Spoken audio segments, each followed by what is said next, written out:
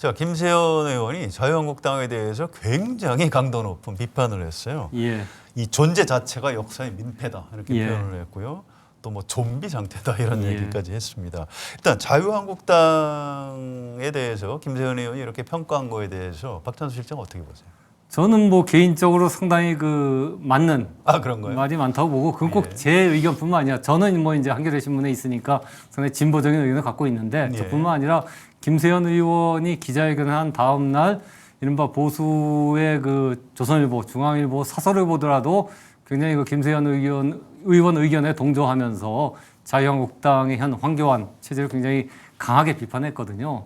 그 얘기는 지금 자유한국당이 어쨌든 보수 진영 유권자들이 느끼는 불만감 그리고 어떤 불만들을 제대로 이렇게 반영해 갖고 제대로 자신들을 세워나가지 못하고 있다라는 그러한 생각들이 보수 진영 전반에 굉장히 팽배해 있다라는 것을 보여주기 때문에 자유한국당에 대한 그 정도의 수준의 얘기가 결코 진보뿐만 아니라 보수 진영 내부에서 상당히 먹혀들고 있는 얘기다라고 저는 개인적으로 평가를 합니다. 그렇군요. 자, 이재영 데스크는 자유한국당 어떻게 생각하세요? 최근에 추경안 처리 과정이나 아니면 사법개혁, 정치개혁안 패스트트랙 처리 과정에서 한국당의 행태를 보면 네. 정치학자들 일부가 말하듯이 전형적인 비토크라시의 형태를 비토크라시. 보여주고 있습니다. 네. 그러니까 집권당의 실패에 기대서 정권을 잡으려고 핵심 정책을 무조건 반대하는 거죠.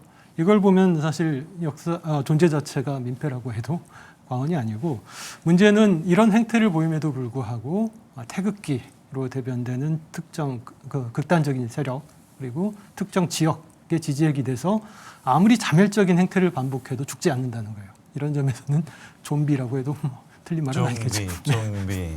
김세현 의원 얘기한 다음에 기자들이 자유한국당 의원들한테 전화해서 물어보니까 안녕하세요. 제가 좀비입니다. 뭐 이렇게 답변을 했다는데. 네. 자, 이런 자유한국당 반응 어떻게 봐야 될까요? 사실 좀비, 민폐 이런 게 겨냥한 건 당이지만 네. 실질적으로는 당을 구성하고 있는 의원들을 지칭하는 거 아니겠습니까? 그렇죠. 의원들로서는 기분 나쁠 수밖에 없는 거고 다만 이제 수도권이나 일부 비박계 소장파 의원들이야 이제 김 의원의 욕을 반기겠지만 당 전체적으로는 의원들로서는 대체로 부정적인 것 같습니다. 그렇겠군요. 자, 박찬호 실장, 자유한국당의 지도부 황교안 대표하고 나경원 원내대표 반응이 궁금해요. 근데 황교안 대표는 총선 결과에 따라서 안 좋으면 퇴진하겠다 이렇게 반응을 했어요. 자, 이거 어떻게 해석해야 됩니까? 예, 일단 황교안 대표는 원래 정치인 출신이 아니고요. 네. 사실은 대통령이 되기 위해서 자유한국당에 입당한 사람입니다. 그러니까 당연히 대통령이 될 때까지는 본인은 앞으로 나갈 수밖에 없고 그 대통령이 되기 위한 시험대가 내년 4월에 총선이거든요. 그렇다면 내년 4월 총선까지는 어떤 일이 있어도 앞으로 갈 수밖에 없는 상황이죠. 또 그리고 김세현 의원이 얘기한 것처럼 자유한국당 해체 또는 지도부 퇴진이 지금 자유한국당 내에서는 광범위한 세를 아직 얻고 있는 것도 아니기 때문에 일단 황교안 대표는 모든 거 다 신경 쓰지 않고 내년 총선 때까지는 그대로 직진할 거로 저는 예상을 합니다. 네, 하나 좀 더 질문을 드릴게요. 문재인 대통령한테 영수회담을 하자 이렇게 제의를 했어요. 지소미하고 패스트트랙 이런 얘기를 하자 이런 건데 이거 이게 정치적 카드로 봐야 되나요?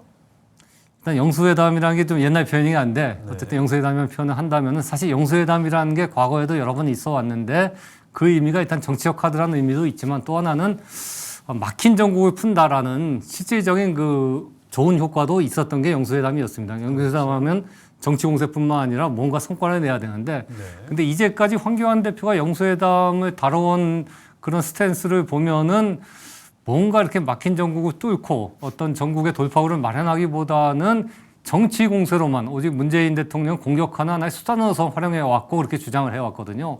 따라서 이번에 영수회담을 다시 주장한다고 하더라도 그것이 정치 공세 이상의 의미를 국민들에게 주지는 못할 것이라고 생각합니다. 네.